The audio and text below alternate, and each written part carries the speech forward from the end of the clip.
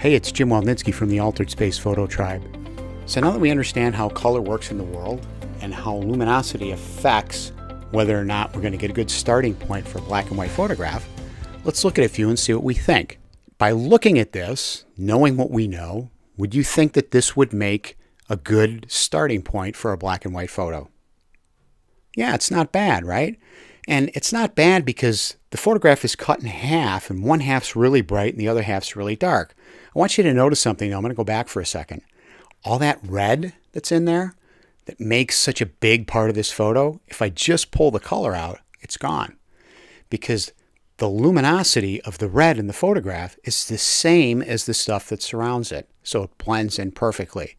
Now granted, we can manipulate those colors a little bit in software, but you need to know this while you're out shooting because you don't have infinite control over the brightness of your colors in software. You can only take things so far, so this is important.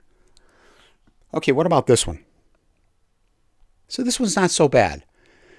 We've got some good contrast in our foreground, and there's some blue up in the sky, and this actually is not a bad starting point for a black and white photo.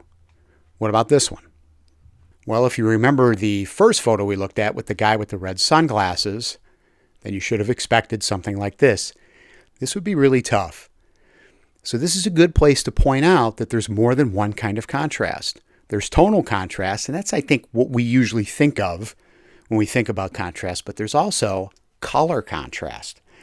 And color contrast can fool us when we're out shooting and we think we're going to get something that's going to be great in black and white, and we get home and pull the color out and we find out that it's not. It's the color contrast that we're picking up on. What about this one? So yeah, we've got a lot of tonal variation here. Good contrast, a good deal of distance between our lights and our darks. So this is going to make a really good black and white photo. What about this one? I think this is a good starting point as well because we've got some good darks up in the front on that wall on the right and plenty of tones to work with in the hall that's kind of going through the photo. So this would be a good starting point. Let's move on to this one. Yeah, this one's going to be really tough. There's not a lot of contrast in this at all. This was shot on a really overcast day, and everything is the same luminance. Even the shadows don't have much dark in them. This would be a really tough one. What about this one? Yeah, so this is not bad at all. We have lots of tonal variation in this, lots of stuff that we can work with, that we can push and pull, and I'm going to show you how to do all that to make something that's really compelling. What about this one? Yeah, not so much, right? The brightness of the sky and the brightness of the stone that this temple's made out of are pretty darn close. How about this one? Some people get fooled by this one because this is really kind of a monochromatic photograph almost. It's very blue, and I think that people miss the great contrast that's in here, especially on the angles of this photo that make this such a great candidate for a black and white piece. What about this one? If you got that right, then you should congratulate yourself because most people in my classes get stumped by this one. This is really deceiving. You think there's going to be lots of contrast in there, and there's almost none. So remember that next time you're out photographing flowers and you're thinking, oh man, that'd make a great black and white photograph. Remember to think about luminance. What about this one? Now you're probably going to get that one right because you're thinking, I'm not going to be fooled by this one like I was fooled by those flowers. And this photo, you might think that, oh, you could push that sky around and pull those red leaves down or up. And yeah, you can't. Trust me, I've tried. So this is a color photograph pretty much forever. So what makes a photograph a good candidate for black and white? Well, you need the basic structure. Good lines, good shapes, and good shadows. This is my friend Angie McMonigal, who does just fantastic architectural detail work.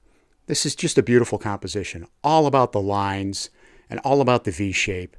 Fantastic piece of work. Contrast is your friend. Contrast brings tonal variation, and of course, it provides for detail. That's really what detail is, right? It's micro contrast.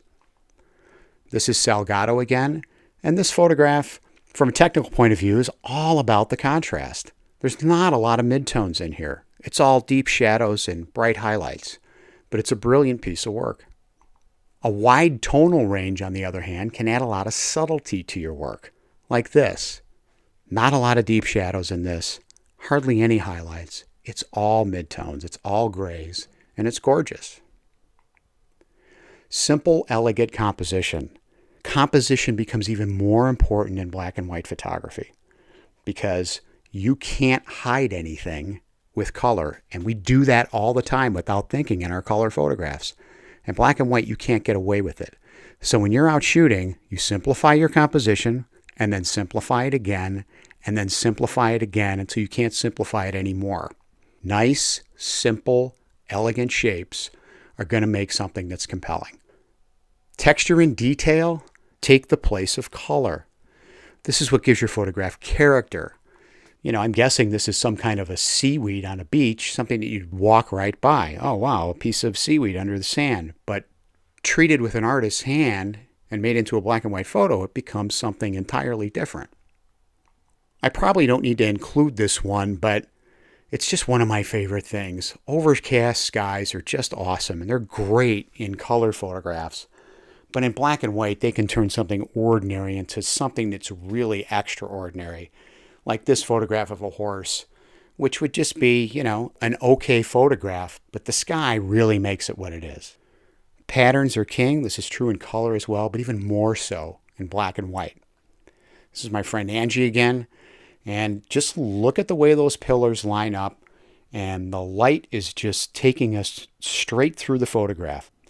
Flowing lines, again, very important in color photography, but in this example by Susan Bernstein, who's another photographer you should really check out. She actually makes her own cameras, and she does really fantastic imaginative work. But this photograph is all about that line, right? It's almost like a dream, the amusement park in the background. Are we coming? Are we going? I don't know, but it's inviting, isn't it? Now, here's a trick for you to keep in mind. Deep blacks, if you can use them, make midtones that are right next to them seem brighter. And here's a good example. So this is Salgado again. That water on the left is really a midtone. It's not even a really bright midtone. And the stuff on the right, the fire, is obviously really bright. But that bit of smoke in between the two makes those two things feel like tonally they're closer together than they really are.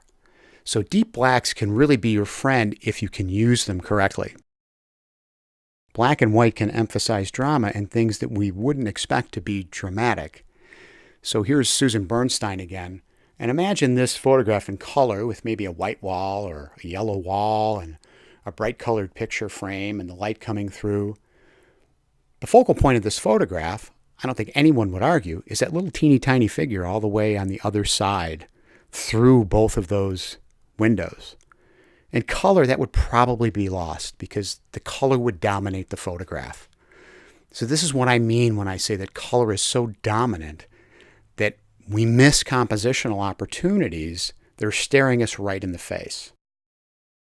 So in the end, what's really important is that you reach inside yourself, because that's where your photographs are. They're not out in the world in front of you. They're inside you. We all see the same things every day. You could take 10 photographers and put them all on a street corner, and you'll get 10 different sets of photographs. And that's the great thing about photography. That's why people like me aren't afraid to share all of our knowledge with you, because you're not going to make my work with it. You're going to make your own work. And that's my hope for you, that you'll make your own work. Work that means something to you. Work that reflects who you are. And you know what? That makes the world a more beautiful place. This is the greatest quote that I've ever run across about what it means to be an artist and what art really is. And this is Rainer Maria Rilke. He was a German poet and my favorite poet of all time, actually. And he says this: art means to be oblivious to the fact that the world already exists and to create your own world. Not to destroy what one encounters, but simply not to find anything complete. To be someone as an artist means to be able to speak one's self. So what he's saying is that The world in front of you is a starting place for your work. That's all it is. Because the rest of it comes from you. It's the way you interpret things. This is how you make photographs that no one else can make. Who wants to make photographs that have been made 1,000 times before? That's no fun. I know really talented people who have quit photography because they mastered the technical aspect of it and it became boring. There was nothing else for them to learn because they never learned to make the jump into the artistic side. And for some people, that's really hard because that means that you have to really look deep down inside and figure out who you are and what it is that you're trying to say with your work. So what Rilke's saying is look at the world and think, if I could make this world look however I wanted so that it would be meaningful to me, what would that be like? And reach down inside yourself and answer that question and make photographs about that. Here's a quote from my favorite person. Those who wish to be artists wait for inspiration. Real artists get to work. And it does. It takes work every day. And I want us to get over the idea that somehow I'm special, that good work comes easy to me, and that my work's great because I'm superlatively gifted. That's nonsense. I've just been at it longer and maybe worked harder at it than you have. And maybe now things come a little easier to me than they did years ago, but I still struggle with it, just like you do. I'm no different. The important things are this. One, that you make a commitment to do some work every day. Even when I was working another full-time job, I worked on my photography every day, even if it was just for a half hour, because there's a universal law that comes into play here. An object in motion tends to remain in motion, and an object at rest tends to remain at rest. If you're already working, even if you're not inspired, even if you're not producing anything good, when the inspiration comes, you're ready. If you're sitting around on the couch beating yourself up because you're not creative, when those ideas come, then you got to get up off the couch, you got to go to your computer, you got to figure out how to work Photoshop again, and you're going to miss it. The other thing that's important is to realize that imagination is where your work begins. Imagination is you. It's inside you. Your work is not in the world. Your work is inside you. And the world is your canvas. And black and white photography is the perfect way to enter this world that's inside you, because it's the world of imagination. The door is wide open. Thank you for watching. And I'd really like to keep this conversation going. I'd love to hear from you.